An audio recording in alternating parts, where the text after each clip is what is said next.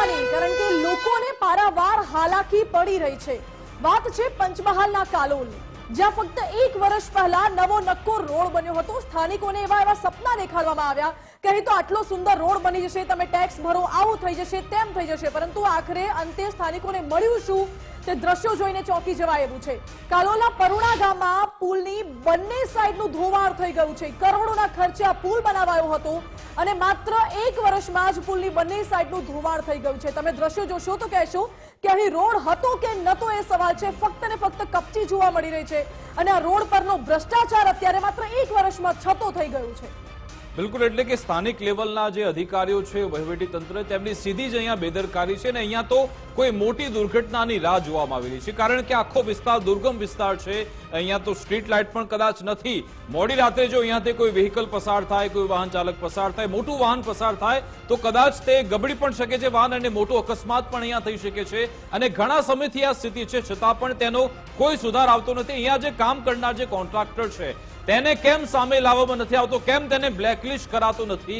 અને સવાલ એ છે કે અહીંયાથી સ્થાનિક અધિકારી પસાર થતા હશે, ત્યાંના નેતાઓ પસાર થતા હશે, કહેવાતા નેતા કે જે લોકોની સેવા કરવા માટે રાજકારણમાં આવે છે, પરંતુ તેમને ફક્ત મેવા ખાવામાં જ રસ છે, જનતાની પરેશાનીમાં તેમને કોઈ રસ, કોઈ ઇન્ટરેસ્ટ નથી। એટલા માટે જ આવા દ્રશ્યો સર્જાતા હોય છે, પરંતુ સ્થાનિક લોકોએ પણ જાગૃત થઈને આ મામલે અવાજ ઉઠાવવો જરૂરી છે। અહીંયાથી શું પ્રતિક્રિયા આવી, પહેલા તે સાંભળી લો।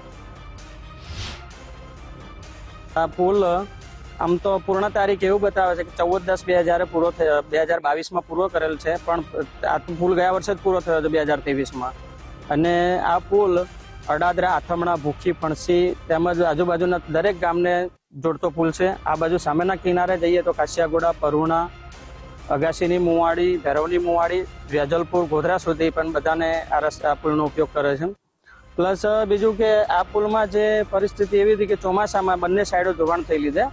ધોવાણ એવી રીતના થયેલી હતી કે ઉપર જવાની એવી પોઝિશન પણ નથી। મારે કાયમ માટે આ રસ્તા પર આ પુલ ઉપર અવર જવર કરવા માટે આવવું પડે છે।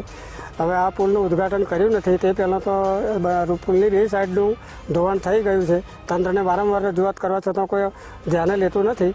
તો અમારી એક જ માગ છે કે આ પુલનું સમારકામ કરી અને આ જે પુલનું જે લેવલિંગ છે પૂરેપૂરું જળવાઈ રહે। તો આ પુલ એકદમ બોગસ બાંધેલો છે। એમાં શું છે કે કોઈ આ સરિયા જે નોખેલા જ નથી, અંદર જે પડદી જે એવું ગઈ છે એ પડદીમાં જોઈન્ટ હરિયા જ નથી, એમની એમ જ જોઈન્ટ કરેલું હતું, એટલે ગબડી ગઈ છે। એમે કોઈ એવું જ નહીં થયું। રજૂઆત કરેલી કે અમે સરિયા નોખવાનો આવે એમ, તો એ કે અમારી રીતના અમે કરી નાખીએ એમ।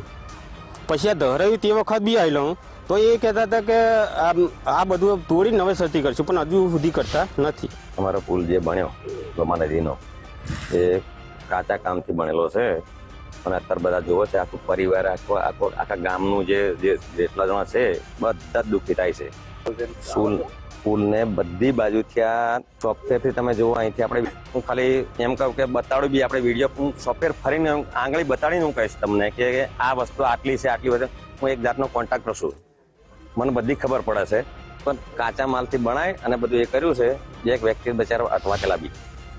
સ્થાનિકો રજૂઆતો કરીને થાક્યા છે, રોષ ઠાલવી રહ્યા છે, પરંતુ કુંભકર્ણની નિંદ્રામાં તંત્ર છે કે જે સ્થાનિકોનું સાંભળતું જ નથી।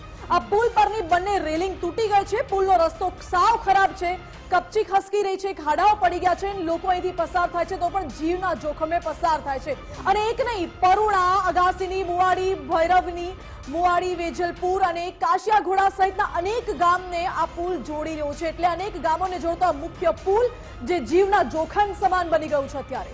અને આ દ્રશ્યો પરથી જોવા મળે છે કે કેવું હલકી ગુણવત્તાનું મટીરિયલ આમાં વાપરવામાં આવ્યું છે। આ બાંધકામ જ્યારે થતું હશે ત્યારે જ્યારે ટેન્ડર બહાર પડે છે તેમાં લખવામાં આવ્યું છે કે જ્યારે કામકાજ થાય છે ત્યારે ત્યાંના એન્જિનિયરે તેમાં હાજર રહેવું પડે છે, કોન્ટ્રાક્ટરો પણ અહીંયા હાજર રહેવું પડે છે। જે તે જવાબદાર અધિકારીઓની તેમની નિગરાનીમાં, તેમની દેખરેખ હેઠળ આખું બાંધકામ થવું જોઈએ, પરંતુ આવું થતું નથી। આ એન્જિનિયરો, અધિકારીઓ ફક્ત એસી ઓફિસમાં બેઠેલા રહે છે અને પછી કોન્ટ્રાક્ટરો અહીંયા ખેલ કરી લે છે, હલકી ગુણવત્તાનું મટીરિયલ વાપરી પૈસા પોતાના ખિસ્સામાં નાખે છે અને અંતે જનતા પરેશાન થતી હોય છે। આ તેનું જ આ મોટું ઉદાહરણ છે, એટલે કે ભ્રષ્ટાચાર અહીંયા આચરવામાં આવ્યો છે।